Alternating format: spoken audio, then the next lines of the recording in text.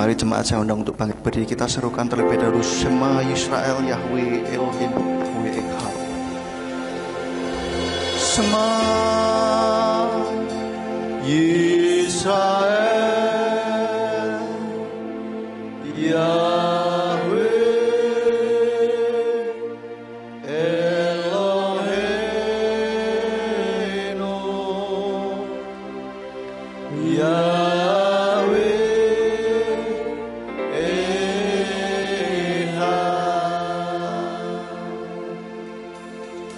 Baruch Shem Kevod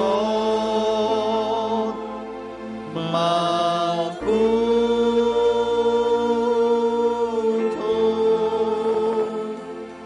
Leolam Vaed. Sekali lagi Shema Shema Yisrael Yahweh Eloheinu Yahweh Echad.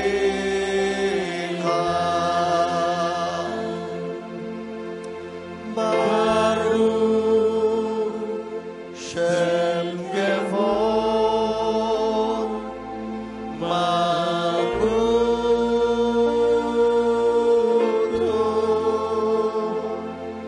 Leolam Vaed. Baruch Ata Yahweh Eloheinu melech haolam. Kami mengucap syukur Tuhan buat kasih setiamu, buat penyertaanmu sepanjang hari ini, sehingga kami boleh datang kepadamu pada sore hari ini untuk kami boleh memuji, memuliakan namamu Tuhan. Kami berdoa Tuhan, biarlah setiap puji-pujian yang kami naikkan ke hadiratmu boleh menyenangkan hatimu ya Bapa. Dan bila sebentar kami akan mendengarkan sebagian dari firman-Mu, kiranya Tuhan urapi hamba-Mu dan urapi setiap kami yang mendengarkan firman-Mu. Biarlah firman yang ditaburkan ini boleh menjadi kol HL di dalam hati setiap kami, menjadi suara-Mu yang menguatkan kami, mengingatkan kami, sehingga kehidupan kami boleh semakin hari semakin menyenangkan hati-Mu ya Bapa. Dan jika ada kuasa kegelapan yang berusaha untuk mengambil firman Tuhan dari dasar hati kami bersatu hati, kami tolak, kami usir di dalam nama Tuhan Yesus Mesias. Mari Tuhan, Kau kuasai tempat ini, kuasai hati kami, dan kuasai setiap peralatan yang kami pakai, sehingga kami boleh mendengarkan firman-Mu dengan baik.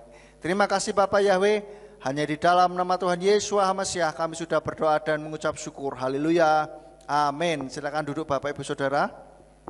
Shalom.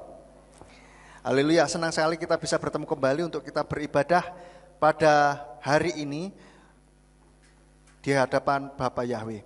Ya, Bapak Ibu Saudara, seperti yang sudah dibagikan di flyer bahwa firman Tuhan pada sore hari ini saya beri judul Gandol Gusti. Bagi Bapak Ibu Saudara yang tidak tahu artinya gandol Gusti itu apa, yaitu bergantung pada Tuhan. Nah, kita lihat dulu ayatnya di dalam Yeremia 17 ayatnya yang ke-7 sampai yang ke-8. Yeremia 17 ayat 7 sampai 8. Diberkatilah orang yang mengandalkan Yahweh dan menaruh percaya kepada Yahweh, sebab dia akan seperti pohon yang ditanam di dekat air, yang merambatkan akar-akarnya ke tepi aliran air, dan tidak akan takut ketika panas datang, dan daun-daunnya tetap hijau, yang tidak khawatir pada masa kekeringan, dan yang tidak akan berhenti menghasilkan buah. Nah, Bapak Ibu Saudara, firman Tuhan yang barusan kita baca ini adalah firman ayat yang sangat terkenal sekali, karena di sini merupakan ada janji Tuhan bahwa setiap orang yang mengandalkan Bapa Yahweh itu akan diberkati. Tentu saja kalau berkat kita semua suka. Amin Bapak Ibu? Suka diberkati? Suka, saya juga suka Bapak Ibu Saudara. Makanya ayat ini sangat terkenal sekali karena mengandung janji berkat Tuhan. Nah, ini merupakan janji bagaimana ketika seseorang manusia mengandalkan Bapa Yahweh atau gandol Gusti, gandol atau gandul gitu ya, itu bergantung gitu, bergantung pada Tuhan. Di sini dikatakan tidak hanya hidupnya yang terpelihara, tetapi kita bisa menghasilkan buah terus menerus. Tadi dikatakan seperti pohon yang ditanam di dekat air, yang merambatkan akar-akarnya ke tepi aliran air, dan tidak akan takut ketika panas datang dan daun-daunnya tetap hijau. Nah, ini menambahkan atau menggambarkan bahwa setiap kehidupannya ini akan terpelihara.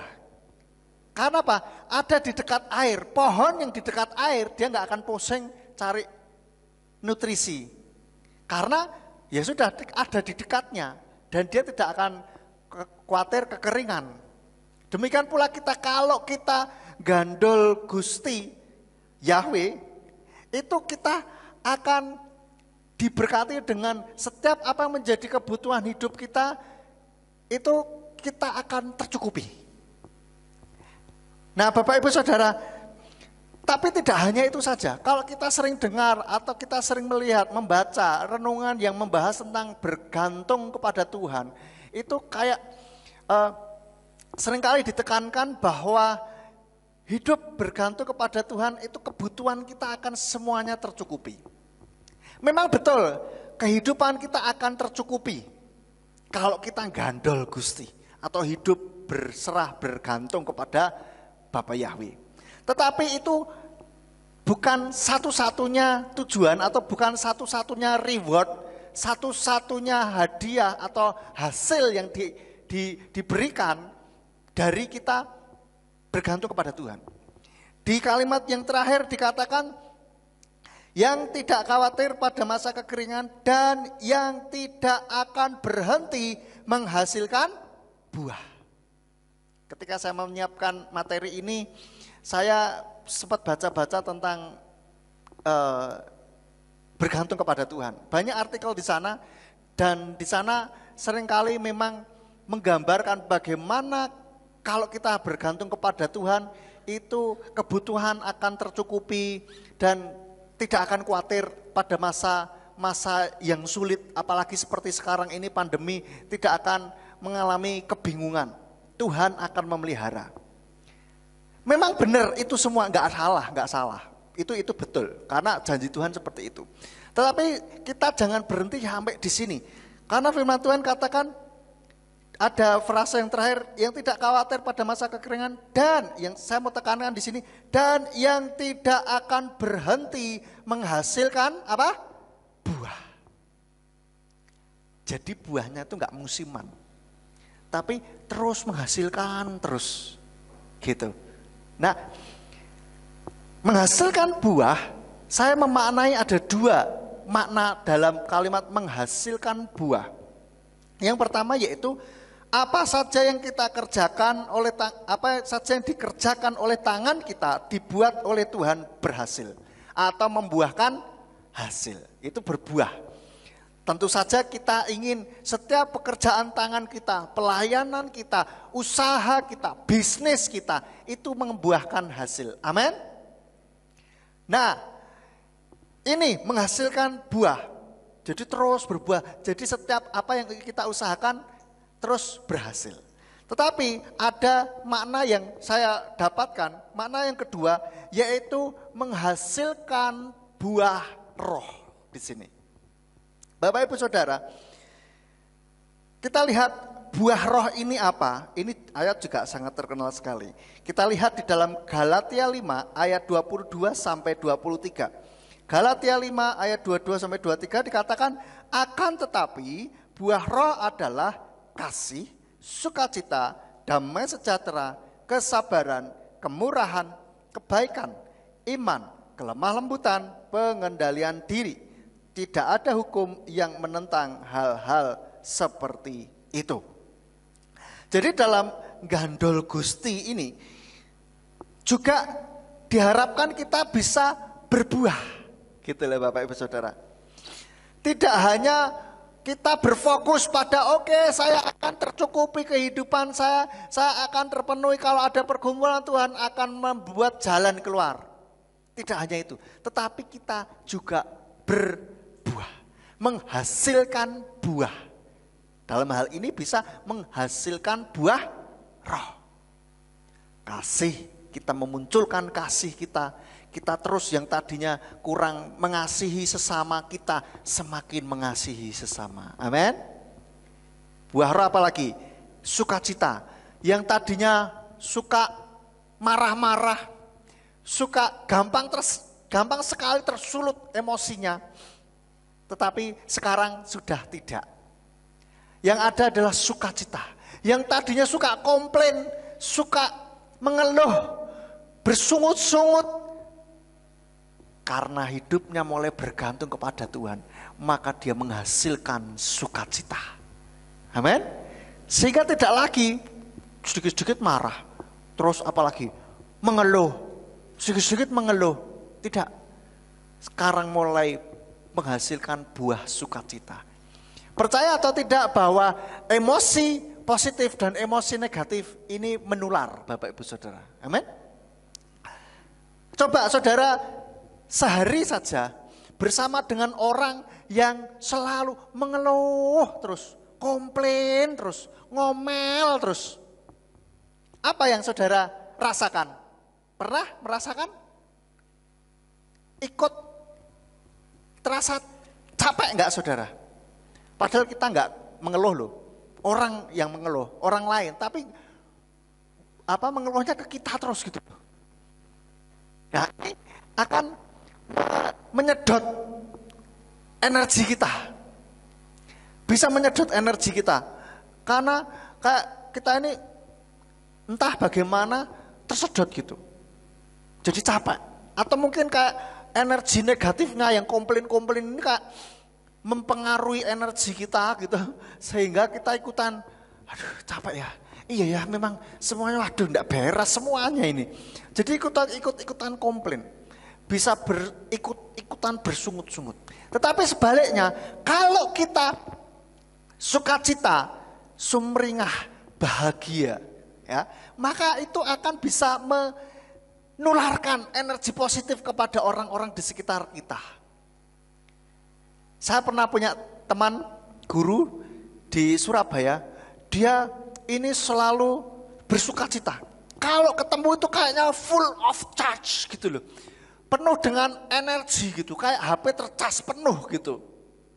Jadi kalau misalkan mulai masuk sekolah gitu ya, menyapa semua siapa yang bisa dia sapa. Hi Miss, hi Mister, how are you today? Fine, great, ya, great. Semangat ya. Ya, seperti itu. Ya karena dia guru bahasa Inggris, jadi ngomong bahasa Inggris. Saudara, ketika saya ketemu teman saya ini, maka saya ikutan semangat. Saya merasakan kayak ada aura energi yang membangkitkan gitu. Nah, ini sukacita menular, saudara. Saya yakin itulah salah satu contoh bagaimana seseorang ini bisa menghasilkan buah sukacita. Bukan berarti meskipun kita mau ada masalah begitu, kita tidak boleh mikirin, silakan mikirin, tetapi itu tidak akan membawa kita kehilangan sukacita kita. Karena kita gandol Gusti itu loh saudara. Menghasilkan buah yang baik. Jadi kalau orang lihat sama kita ini kok sumringah mentoh, kok bahagia sekali, kok cerah sekali wajahnya. Begitu loh. Kayaknya kok nggak pernah susah gitu ya. Kayaknya nggak pernah ada masalah gitu loh. Nah, ini kita sedang berbuah sukacita berarti itu saudara. Kalau apa yang namanya buah kebanyakan itu pasti bisa dilihat. Betul ya? Pepaya, kelengkeng, mangga itu buahnya waktu di pohon masih di pohon itu bisa dilihat dan bisa dirasakan gitu loh. Orang lain yang merasakan dipetik ya bisa merasakan bagaimana rasanya buah itu. Nah, kalau kita menghasilkan buah ini, maka orang lain itu bisa melihat bahwa ada buah-buah yang terpancar dari hati kita, dari hidup kita. Sehingga mereka ketika melihat buah roh yang ada di dalam hidup kita, mereka memuliakan nama Tuhan. Sehingga ujung-ujungnya apa? Nama Bapa yang dimuliakan. Jadi kita tidak lagi memikirkan bagaimana supaya hidup saya ini diberkati Tuhan. Ya wes lah aku tak gandol Gusti gitu. Tidak. Kalau kita berpikiran seperti itu berarti kita masih egois Bapak Ibu Saudara. Kita masih memikirkan diri kita supaya diri kita ini diberkati gitu loh. Tetapi kalau kita berpikir bahwa saya mau gandol Gusti, saya bisa terus berbuah-buah. Nah, ini lain motivasinya. Amin. Saudara bisa melihat perbedaannya di sini. Meskipun tidak salah juga kalau kita gandul Gusti terus akhirnya diberkati Tuhan, dipelihara kehidupan, enggak salah, wong itu memang janji Tuhan kok. Kita nikmati, tetapi bukan itu yang menjadi satu tujuan kita. Yang menjadi tujuan kita adalah supaya kita terus berbuah-buah, terus menghasilkan buah sehingga nama Tuhan dimuliakan. Ketika orang melihat kehidupan kita, maka mereka melihat ada Tuhan yang bekerja di dalam setiap kehidupan kita. Amin. Halo? Ya, saudara. Jangan ketenggengan, saudara. Benar-benar minta rindukan bahwa kita ini terus berbuah-buah. Buah roh yang kita hasilkan. Lagi damai sejahtera, kesabaran, kemurahan, kebaikan dan seterusnya. Kesabaran, nah ini contohnya lah. Kalau misalkan kita di rumah biasanya emosian, nggak sabaran, sekarang lebih sabar lagi. Yang tadinya dengar orang ngelek-ngelek kamu, itu wah kemarin ngomongin kamu, oh ya siapa ngomongin saya? Oh tak labrak. Nah ini nggak sabar saudara, emosian. Tapi ketika buah kesabaran itu muncul, maka kita bisa sabar. Mungkin orang itu iri saja. Ada kesabaran gitu loh. Kesabaran itu terus muncul di dalam kehidupan kita setiap hari. Tidak naik pas ning gereja tok. Tidak hanya ketika di gereja saja. Kalau ketika di gereja saja itu bukan buah. Karena apa? Kalau di gereja orang kelihatan semuanya baik-baik saja kok. Betul enggak? Iya. Bukan berarti kita bagaimana. Tapi kalau di gereja itu kan rasanya, wah kita mau siapkan hati kita kepada Tuhan. Sudah siapin supaya semuanya baik-baik saja gitu loh. Bukannya kita munafik, tidak. Tapi kita sudah mempersiapkan diri kita. Tapi yang paling penting adalah, kalau di gereja kan paling maksimal cuma 2 jam kira-kira rata-rata. Toh? 2 jam kita tahan lah misalkan, dan itu 2 jam pun tidak banyak kejadian yang terjadi. Habis ibadah, habis itu selesai kan, begitu. Nah setiap harinya ini loh ya bagaimana. Kalaupun di gereja ditahan sebentar, tidak usah marah, ya bisa. Tapi setiap harinya ini loh. Ini yang disebut dengan buah roh, ini muncul setiap hari. Tidak cuma di gereja aja. Damai sejahtera, kita membawa damai baik di hati maupun bagi lingkungan sekitar kita. Ada yang bertengkar, ada yang ingin menjatuhkan, yang lain kita berusaha untuk mendamaikan, membuat damai sejahtera gitu loh. Dan inilah yang diinginkan juga kepada setiap kita. Buah ini terus muncul. Firman Tuhan katakan di dalam Yohanan atau Yohanes pasal yang ke-15 ayat 8. Yohanan atau Yohanes 15 ayat 8 dikatakan, dalam hal inilah Bapakku dimuliakan, bahwa kamu dapat menghasilkan buah yang banyak, dan kamu akan menjadi murid-muridku.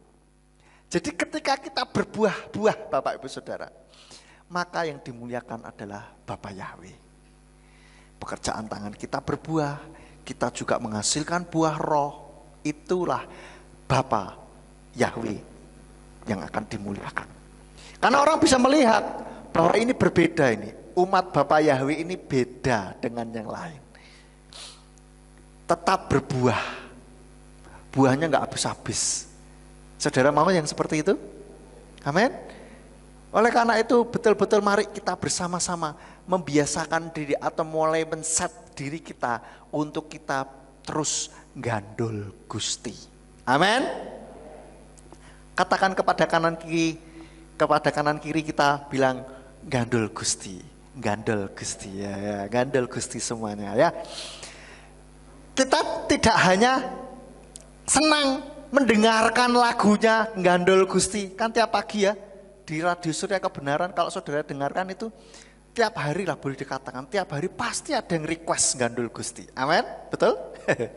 Kalaupun tidak ada yang request, penyiarnya yang mutarkan lagunya. Karena ini lagu favorit pendengar Radio Surya Kebenaran. Dan itu memang kenapa jadi favorit, karena belakangan ini mesti requestnya ada yang request gandul Gusti. Maka akhirnya terus sampai berlanjut sampai sekarang. Tidak masalah. Itu mengingatkan kita untuk kita terus gandul kepada Gusti. Gusti siapa? Gusti Yahweh. Amin. Maka kita juga harus melakukan. Enggak cuma seneng dengerin, seneng nyanyinya. Tapi kita betul-betul gandul Gusti. Saben dina rina wengi. Amin. Setiap hari, siang dan malam. Nah, masalahnya yang membuat orang lupa atau tidak mau bergantung kepada Tuhan itu adalah karena dia merasa bisa. Wah, gini tok kok. Cuman gini aja kok bisa.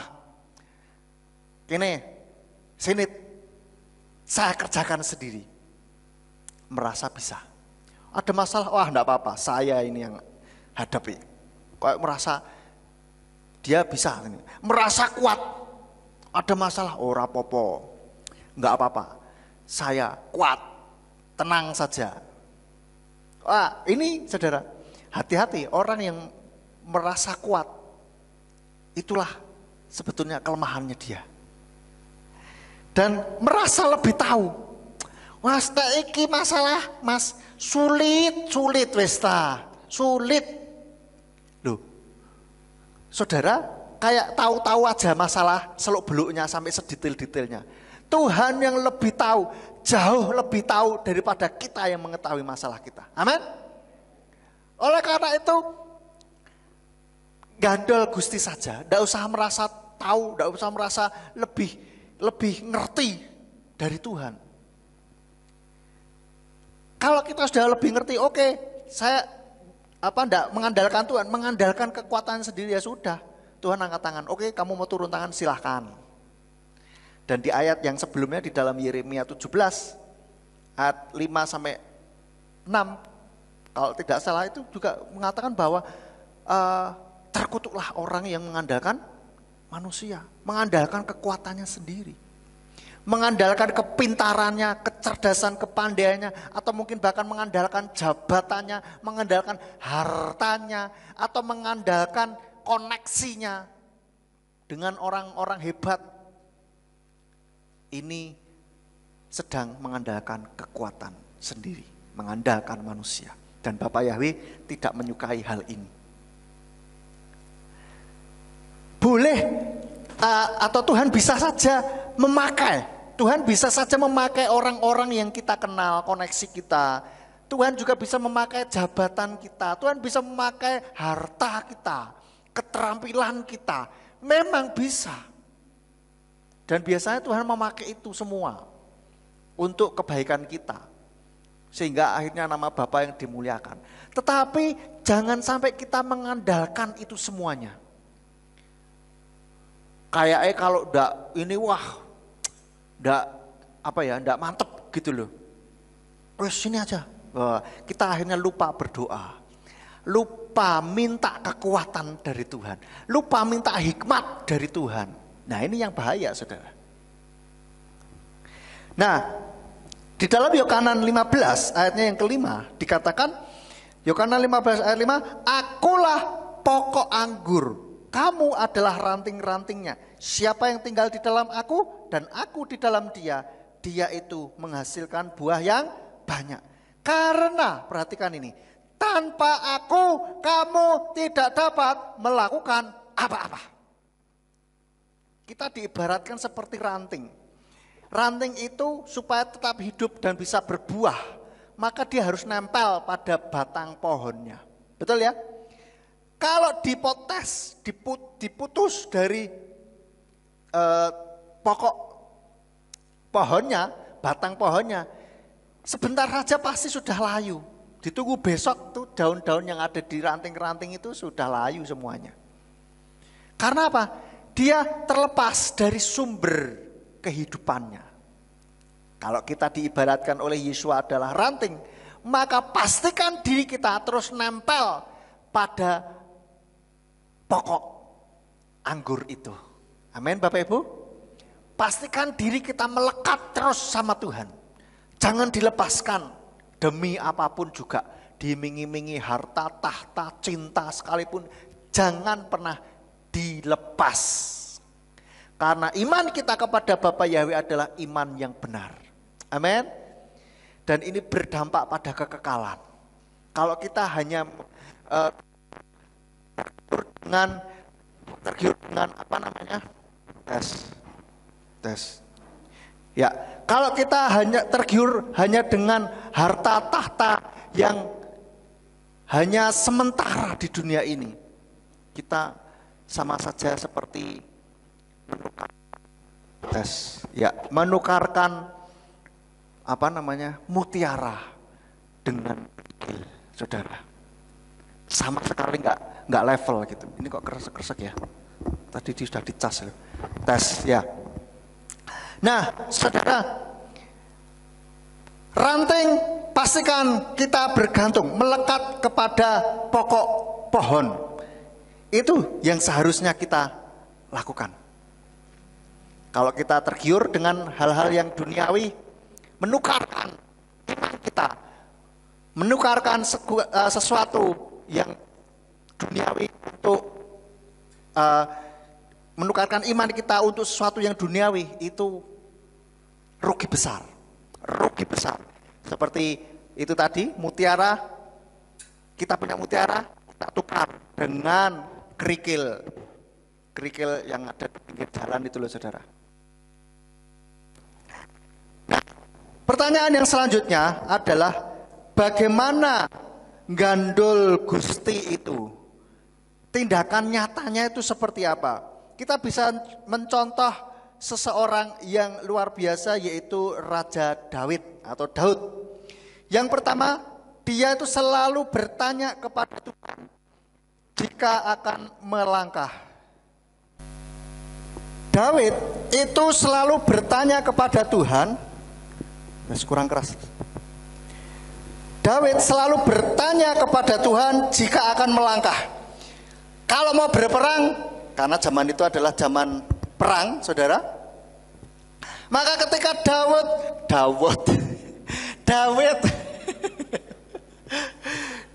mau berperang, itu Daud dan Daud jadi satu, jadinya Daud. Untung bukan Daud. Saudara, Daud ketika mau berperang, dia selalu bertanya kepada Tuhan. Tuhan, boleh nggak saya berperang? Melawan ini enggak? Nah, itu seperti itu saudara. Nah, maka Daud itu selalu menang. Kalau perang selalu menang, berkemenangan Bapak Ibu Saudara. Nah, kalau kita mau dalam kehidupan kita menangan, kita selalu menang, maka kalau mau melangkah, mengambil sebuah keputusan dalam hidup, tanyalah kepada Bapa Yahweh terlebih dahulu. Dalam 1 Samuel 23 ayat 2 sampai 4 dikatakan, dan Daud bertanya kepada Yahweh dengan berkata, bolehkah aku pergi dan bolehkah aku berperang melawan orang-orang Filistin itu? Dan Yahweh berkata kepada Daud, pergilah dan engkau akan mengalahkan orang-orang Filistin itu serta menyelamatkan Kehila. Dan orang-orang Daud berkata kepadanya, ketahuilah kami ketakutan di sini, di Yehuda, Dan apalagi jika kami pergi ke Kehila, ke barisan terdepan orang Filistin itu. Lalu Daud sekali lagi bertanya kepada Yahweh dan Yahweh menjawabnya serta berkata, maaf, lupa kalau ini masih nyala. Berkata, bangkitlah, turunlah ke Kehila, karena aku telah memberikan orang-orang Filistin itu ke dalam tanganmu. Daud selalu melakukan hal ini, saudara. Bahkan ketika Tuhan bilang, maju, berperang. Tapi orang-orangnya, prajuritnya, woi aku takut kami semua takut di sini. Daud memastikan sekali lagi, mungkin apa saya salah dengar kali ya. Tanya lagi sama Tuhan, Tuhan benar tak? Harus boleh ya saya berperang melawan orang Filistin? Maju, sudah, aku serahkan mereka ke dalam tanganmu. Manteplah dia. Dan akhirnya Daud berperang menang. Dan ada saatnya juga ketika Daud bertanya kepada Tuhan, perang perlu tidak dikejar? Oh jangan, stop, tidak perlu dikejar. Tetapi buat barisan penghadangan. Kita lihat contohnya di dalam 1 Tawarikh 14 ayatnya yang ke-14. 1 Tawarikh 14 ayat 14 dikatakan, maka Daud bertanya lagi kepada Elohim. Lalu Elohim berfirman kepadanya, janganlah mengejar mereka, berbaliklah dari mereka dan seranglah mereka dari seberang pohon-pohon kertau. Ya, saudara, Daud melakukan hal ini, maka dia juga menang. Jangan dikejar, tetapi apa? Berbaliklah dari mereka dan serang mereka dari seberang pohon-pohon kertau. Dilakukan. Nah, seringkali orang-orang yang saya perhatikan ya, ketika mau ambil keputusan, sudah bertanya Tuhan belum? Sudah bergumul sendiri belum dengan Tuhan? Sudah, katanya. Tapi akhirnya kok dia akhirnya kayak balik lagi gitu ya. Kayak kok begini, gimana ya hasilnya, kok malah jadi gini. Terus ditanya, lah kamu sebelum melangkah sudah tanya Tuhan belum? Sudah, katanya. Bagus. Tapi harusnya pertanyaan tidak berhenti sampai di sini. Tanya lagi, lalu jawaban Tuhan apa? Nah itu, yang tidak tahu jawabannya apa. Lalu Tuhan belum jawab, kok sudah dijawab dewe. Ya inilah kesalahannya. Wah, cari jodoh. Sudah tanya Tuhan belum? Sudah, katanya. Lah Tuhan jawab apa? Nah itu loh, belum dijawab. Lah terus kok berani-beraninya memilih jodoh sebelum Tuhan menjawabnya, kan begitu. Nah seringkali begitu. Atau cari pekerjaan. Oke, Tuhan pekerjaan mana yang saya terima nih? Misalkan diokein semua ya, sudah diterima semua, kita tinggal mengiyakan. Mana, yang mana mau kita iyakan? Mana ya Tuhan ya? Berdoa, tanya. Lalu Tuhan belum jawab, sudah wes iki wae. Loh gimana? Lah terus gimana wong saya jawaban suara Tuhan ya saya tidak begitu paham. Loh justru itulah mulai sekarang kita latihan untuk mendengarkan suara Tuhan. Amin. Apa itu suara Tuhan itu? Gimana sih suara Tuhan itu? Jangan saudara bayangkan suara Tuhan itu selalu audible, yang bisa didengar suaranya. Hai anakku, pilihlah si A, si B, si C. Enggak, bukan begitu. Tuhan memang bisa pakai suara audible, bisa. Tetapi seringkali juga Tuhan memakai hal-hal yang ada di sekitar kita. Memakai suara hati kita, memakai peristiwa yang kita alami, memakai firman Tuhan yang kita dengar, memakai bacaan firman Tuhan yang kita baca. Seperti itu saudara. Tuhan bisa memakai banyak hal. Oleh karena itu buka mata, buka telinga lebar-lebar, minta kepekaan sama Tuhan. Supaya ketika Tuhan ngomong kita ngerti gitu loh. Maka saya kasih tahu, kalau bertanya kepada Tuhan, Tuhan kira-kira Apa yang harus aku lakukan? Jangan bilang begitu saja saudara, tapi doanya yang spesifik gitu loh. Bilangnya begini, Tuhan, apa yang harus aku lakukan? Tambahi, berikan aku kepekaan supaya aku bisa menangkap apa yang engkau mau. Gitu saudara. Sehingga ketika Tuhan ngomong, kita bisa diberi kepekaan. Nah ini loh suara Tuhan. Nah seperti itu loh saudara. Sama seperti saya waktu dulu mau kembali ke Ambara begitu. Saya sudah pernah sampaikan, saya berdoa, Tuhan kapan kembali ke Ambara? Wah, Tuhan kayak kasih sinyal atau jawaban. Ya ngabisin tahun ajaran inilah. Oke, bener. Tapi masih ada ketakutan di hati saya. Kayak gimana ya, bener enggak nih? Minta peneguhan sama Tuhan. Tuhan, kalau iya beneran, iya Tuhan. Tolong buat saya benar-benar mantap mengetahui bahwa ini suara dari Tuhan. Berikan kepekaan supaya saya ini benar-benar ngerti, oh iya ini suara Tuhan. Nah terus akhirnya Tuhan memberikan sebuah jawaban melalui seminar yang saya ikuti. Dan lucunya seminarnya ini ada kira-kira 10 pembicara. Dari antara 1 sampai 9 pembicara itu tidak ada yang menjawab pergumulan saya. Tetapi justru pembicara yang terakhir, paling terakhir, itu yang memberikan jawaban dan saya waktu itu betul-betul dikuatkan. Dan Tuhan benar-benar menguatkan dan menegur saya. Sehingga saya sejak saat itu saya mantap. Nah ini loh saudara, seperti itu. Suara Tuhan bisa menjawab dengan berbagai macam cara. Maka dari itulah minta kepekaan dari Tuhan. Tuhan berikan aku kepekaan untuk mendengar suaramu. Maka dari itulah saudara, mari kita latihan untuk mendengarkan suara Tuhan. Tuhan kita adalah Tuhan yang hidup, amin.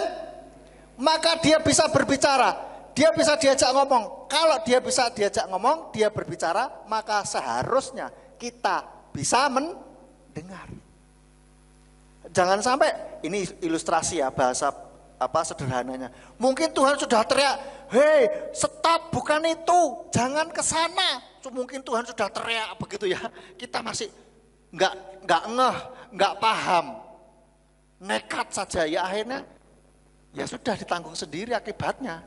Kalau gimana kan begitu.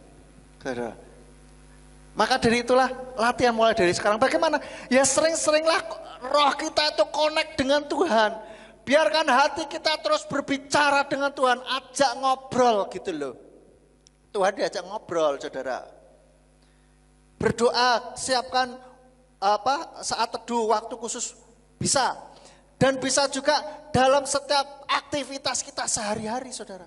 Saudara yang bekerja, mungkin jaga toko katakanlah, atau di pabrik, ketika nunggu pembeli, atau pas jam istirahat, kita bisa berkomunikasi dengan Tuhan, ngobrol sama Tuhan, begitu loh. Ya, jadi saudara kita sediakan pergunakan waktu-waktu yang ada untuk kita bisa terus ngobrol sama Tuhan. Tuhan, gimana Tuhan? Kita terus memuji Tuhan, gitu loh. Ya seperti kita bayangkan Tuhan itu ada di samping kita. Tuhan itu ada di sekitar kita, gitu loh. Bahkan Tuhan ini sebenarnya ada di dalam hati kita. Amin. Ya kalau Tuhan ada di hati kita, jangan dinggurke, saudara. Dinggurke itu apa ya? Dibiarkan, dicuekin. Nah, jangan dicuekin, saudara. Nah, kalau kita punya tamu atau ada keluarga, bukan tamu lah ya, Tuhan bukan tamu kita. Contoh seperti kayak kita kedatangan seseorang di rumah kita, mungkin keluarga kita. Lah masa dinggurke, masa dicuekin? Kan tidak. Tentu saja kita ajak bicara, kan begitu. Bahkan kalau ada orang yang nginep di rumah kita, kan tentu saja kita ajak ngomong, betul ya? Diajak ngobrol, demikian pula Tuhan. Kalau kita sudah mengundang Tuhan untuk masuk ke dalam hati kita, maka ajaklah bicara Tuhan. Itu namanya kita connect terus sama Tuhan hati kita. Dan dari situ kita akan mulai bisa merasakan, mulai peka akan suara Tuhan. Dan dalam setiap pengambilan keputusan kita bertanya dan kita dengarkan jawaban Tuhan itu apa. Oke, selanjutnya. Yang kedua, bagaimana gandol Gusti itu? Yang kedua yaitu mempercayai Bapa Yahweh dengan segenap hati. Amsal 3 ayat 5-7, coba dilihat. Amsal 3 ayat 5-7. Dikatakan, percayalah kepada Yahweh dengan segenap hatimu, dan hendaklah engkau tidak bersandar pada pengertianmu sendiri. Akuilah dia dalam segala jalanmu, maka dia akan mengarahkan jalanmu. Hendaklah engkau tidak menjadi orang yang bijak menurut pandanganmu sendiri. Takutlah akan Yahweh dan menyimpanglah dari yang jahat. Masalah percaya ini adalah masalah sikap hati, saudara. Apakah kita sungguh-sungguh percaya atau tidak? Masalah sikap hati kita. Kalau masih ada ketakutan, keraguan, kebimbangan, ini berarti kita belum benar-benar percaya. Sama seperti waktu saya mau kesini ada rasa takut. Gimana Tuhan? Ada rasa ketakutan gitu. Lah, Tuhan menegur saya. Loh, Tuhan sudah melakukan banyak hal buat kamu. Bahkan rela mengorbankan dirinya di atas kayu salib. Kamu masih bingung, kamu masih takut melangkah. Wah, itu benar-benar ditegur Tuhan luar biasa. Saya kayak mates gitu, waduh iya ya, ampuni aku Tuhan. Tetapi di saat yang sama Tuhan menguatkan saya. Ya Tuhan kalau ngomong itu luar biasa, beda dari yang lain. Di saat yang sama ditegur, tetapi pada saat yang sama juga memberikan kekuatan bagi saya. Itu saudara. Nah, kita lihat, kalau masih ada keraguan, masa sih Tuhan yang benar Tuhan? Wah, ini berarti masih belum percaya. Maka dari itulah, itu secara nggak langsung ya, meragukan Tuhan, tidak mempercayai Tuhan. Maka dari itu, hilangkan keraguan, ketakutan, kebimbangan. Sama seperti ilustrasi orang yang akrobat nyebrang tebing, jurang, pakai tali dari sisi sini sampai sisi sana, tanpa pakai pengaman. Wah, orang-orang yang nonton tepuk tangan, wah luar biasa, hebat gitu kan. Maka terus si akrobat ini bilang, saudara percaya saya bisa ke sana dan bisa balik lagi? Oh bisa, percaya kan sudah tadi lihat ya kan. Oke, sekarang saudara percaya kalau saya bisa menggendong saudara sampai ke sana dan kembali lagi ke sini? Wah, orang-orang langsung, nanti dulu saya takut yo, nanti nek tiba piye kalau jatuh, waduh setengah mati ini wah. Tapi tiba-tiba ada anak kecil, saya mau. Wah. Akhirnya dia digendong bisa sampai ke seberang dan kembali lagi ke sini. Ternyata setelah diselidiki, anak ini ada anaknya si akrobat itu. Nah, demikian pula kita saudara. Seperti anak ini, kalau kita adalah anaknya Bapak Yahweh, ngaku sebagai anaknya Bapak Yahweh, ya harus percaya. Seperti anak ini, digendong bapaknya lewat tali itu, percaya saja dia nggak takut, karena dia benar-benar percaya. Ini loh percaya yang benar-benar percaya ini seperti ini, saudara. Maka dari itu kita terus belajar untuk gandol Gusti. Belajar percaya dengan sungguh-sungguh dengan segenap hati kita. Sehingga di dalam setiap langkah kita, kita akan mendapati bahwa Tuhan selalu beserta dengan kita. Amin. Yang ketiga bagaimana gandul Gusti itu? Bila ada kesulitan itu selalu datang kepada Tuhan. Jadi datang kepada Tuhan ini bukan sebuah opsi pilihan yang terakhir. Bukan, tetapi datang kepada Tuhan adalah satu-satunya opsi. Satu-satunya pilihan di dalam kehidupan kita. Contohnya, ilustrasinya ini seperti di dalam kitab Yohana atau Yohanes 2 ayat 3. Yohanes 2 ayat 3 dikatakan, dan ketika anggur kurang, ibu Yesua berkata kepadanya, mereka tidak mempunyai anggur. Nah, ceritanya pada waktu itu sedang kondangan Yesua, lalu Maria ini tahu bahwa yang pesta anggurnya habis. Nah, kok bisa tahu? Nah, mungkin Maria seksi konsumsinya juga. Maka jadi tahu, habis nih anggurnya gitu kan. Dan dia bisa punya kuasa ngomongin ke ini, ke pegawai-pegawainya. Nanti kalau Yesua ngomong, ikutin saja. Nah, punya kuasa, berarti dia mungkin salah satu panitianya. Nah, ketika anggur habis, Maria tidak bingung, piye yo, cepetan beli anggur di toko, cepetan, sen banyak. Tidak, tetapi dia langsung datang kepada Tuhan Yesua. Yesua, anggurnya habis, gimana ini? Nah, ini artinya langsung kalau ada apa-apa langsung tanyanya ke Tuhan.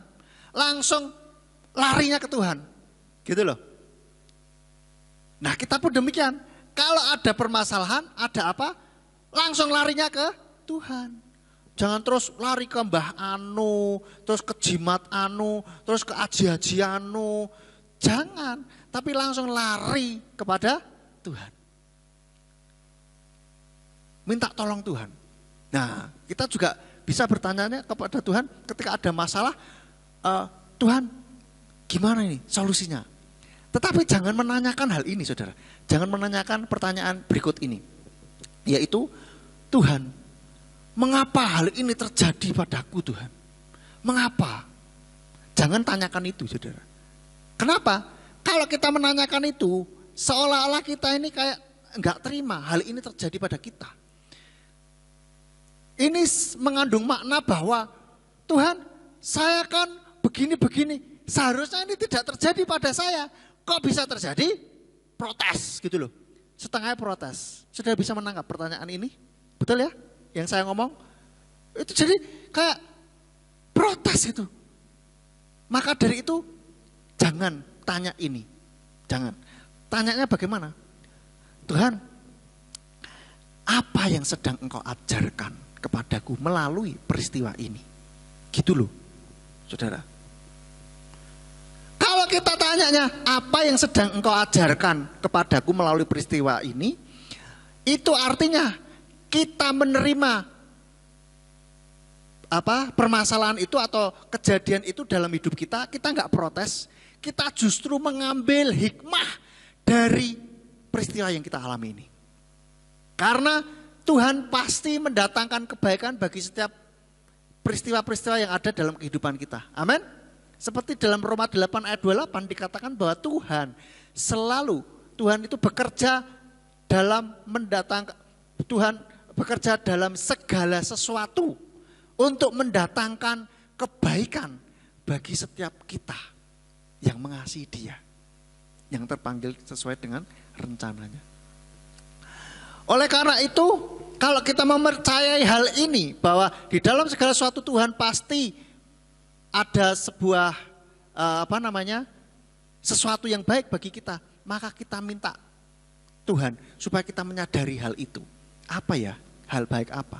Atau mungkin Tuhan sedang ngajari, ayo sikap hatimu harus berubah. Nah, ketika Tuhan tunjukkan itu, ayo sikap hatimu harus berubah. Nah, kita langsung, oh ya Tuhan, oke, saya berubah. Sikap hati saya yang tadinya bersungut-sungut, wah mesti gini-gini ya, berubah, ayo bersyukur.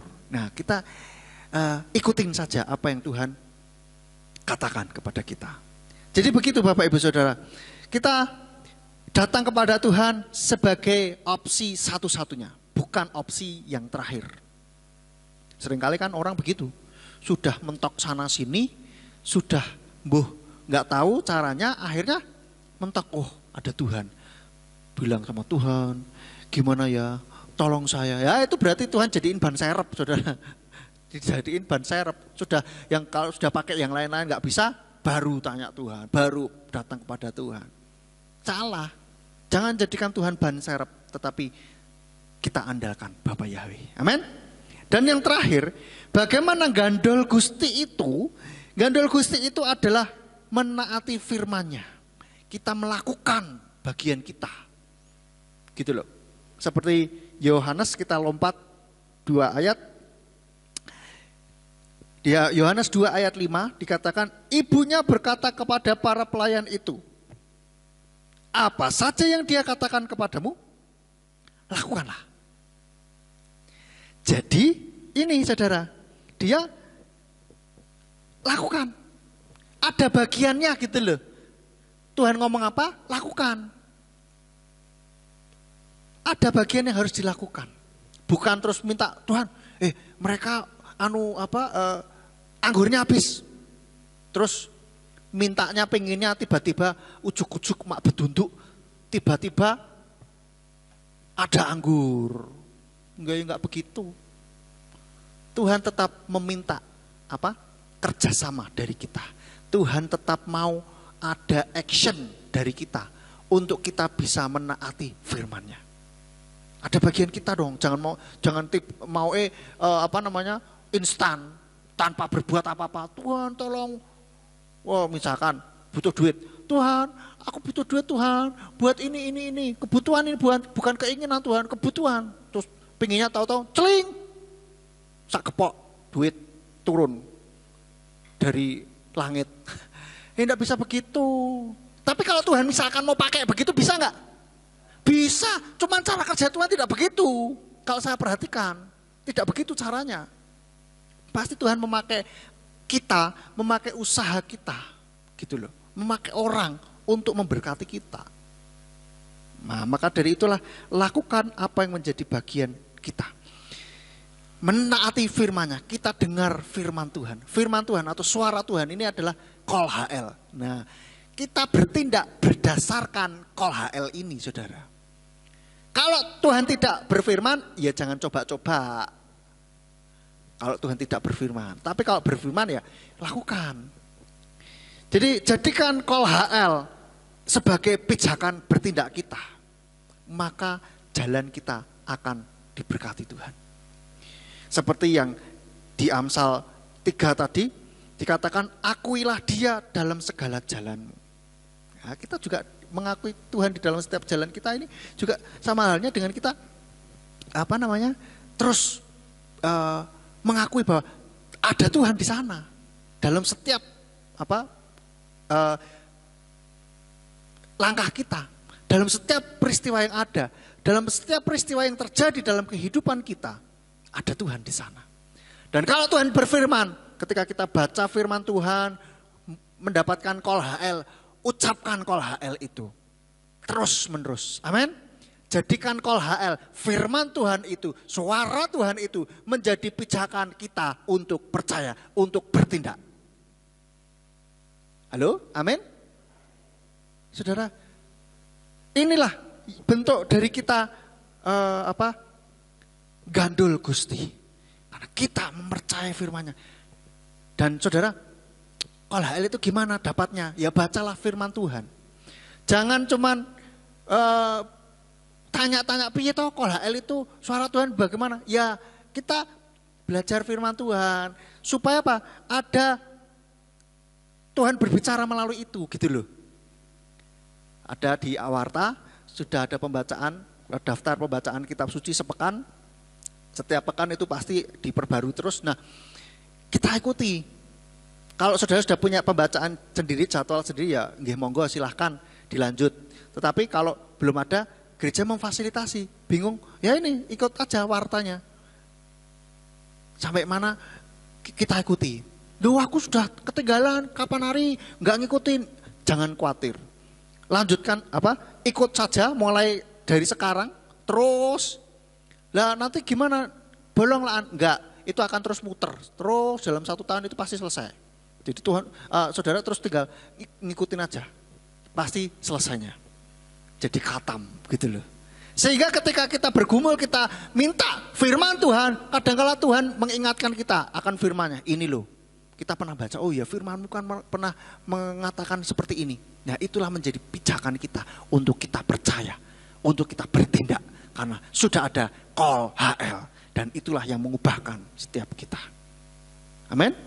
Mengubahkan hati dan bahkan situasi dan kondisi kita. Meskipun data dan fakta tidak mendukung, tetapi ketika firman terus diucapkan, maka itu akan mengubah kondisinya sesuai dengan kebenaran firman Tuhan. Amin buat firman Tuhan. Biarlah kita saat ini melatih diri kita untuk terus menjadi seseorang yang terus gandol Gusti, berharap penuh kepada Bapa Yahweh. Haleluya. Mari kita tundukkan kepala, saya serahkan kepada Bapak Gembala. Ada lagi? Arahkan tangan saudara ke depan, kita berdoa untuk saudara kita yang berulang tahun. Bapa Surgawi, dengan otoritas yang Tuhan berikan kepada hamba-Mu, kami berdoa untuk saudara kami yang berulang tahun. Kami memberkati mereka di dalam nama Adonai Yeshua HaMashiach. Biarlah berkat-berkat surgawi boleh turun di dalam kehidupan hamba-Mu ini. Engkau yang akan menuntun langkahnya setiap hari. Karena hamba-Mu ini mengasihi Engkau. Kami menyerahkan untuk masa depannya. Engkau juga yang akan memberkati. Dan biarlah kemuliaan Bapa boleh dinyatakan. Proteksi siang dan malam boleh terjadi dalam kehidupan hamba-Mu. Terima kasih Bapa. Kami menyerahkan untuk saudara kami yang berulang tahun ini ke dalam tangan Tuhan. Biarlah Engkau yang berperkara di dalam kehidupan mereka, mulai sekarang sampai selama-lamanya. Demikian pula kalau sebentar kami akan pulang, kirim malaikat untuk menjaga melindungi kami, tibakan di rumah dengan selamat.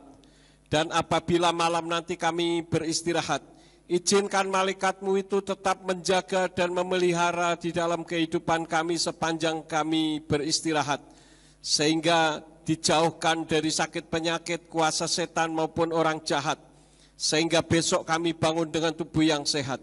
Dan ketika kami bangun dengan tubuh yang sehat, kami melakukan aktivitas dalam kehidupan kami.